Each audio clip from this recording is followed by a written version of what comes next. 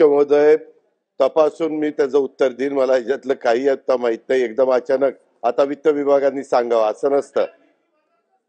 एक मिनिट जरी असलं तरी असं चालत नाही.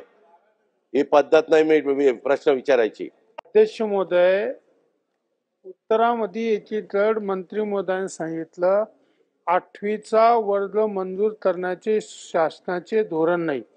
याची तर त्याच उत्तरामध्ये मोफत व सक्तीचा शिक्षणाचा अधिकार अधिनियम RT 2009 मधील तरतुदीनुसार 8वीचा वर्ग मंजूर करण्यात आले.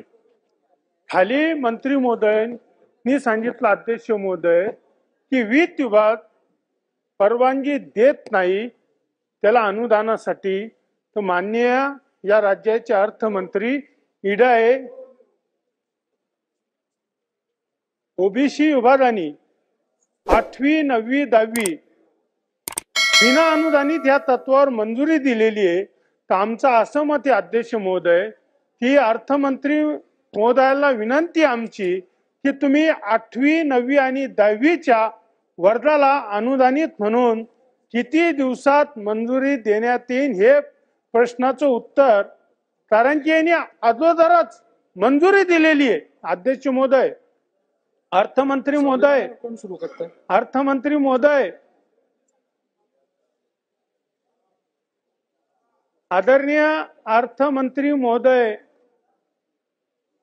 अर्थमंत्री महोदय, RT 2009 मधील तरतुदीनुसार इत्या 8वीच्या वर्गाला अनुदानित म्हणून मंजुरी का देत नाही वित्त विभाग आपलं ह्या प्रश्नाचं उत्तर आदरणीय अर्थमंत्री महोदयांनी द्यावा अशी विनंती आमची. महोदय, तपासून मी त्याचं उत्तर देईन. मला ह्याच्यातलं काही आता माहित नाही. एकदम अचानक आता वित्त विभागाने सांगावं असं नसतं. एक मिनिट जरी असलं तरी असं चालत नाही. ही पद्धत नाही मी प्रश्न विचारायची. या संदर्भामध्ये बसा, तुम्ही प्रश्न विचारलात ना, बसा. ऐका, अख्ख्या मुख्य सॉरी अध्यक्ष महोदय, एक मिनिट. नारायण कुचेजी, ही काय पद्धत नाही. एक उपमुख्यमंत्री महोदय थांबा, तुमचं झालं, बोलून घ्या. तुमचं झालं. 4 वेळेस पत्र दिले. 8वी 9वी 10वीच्या वर्गाला तुम्ही मान्यता द्या.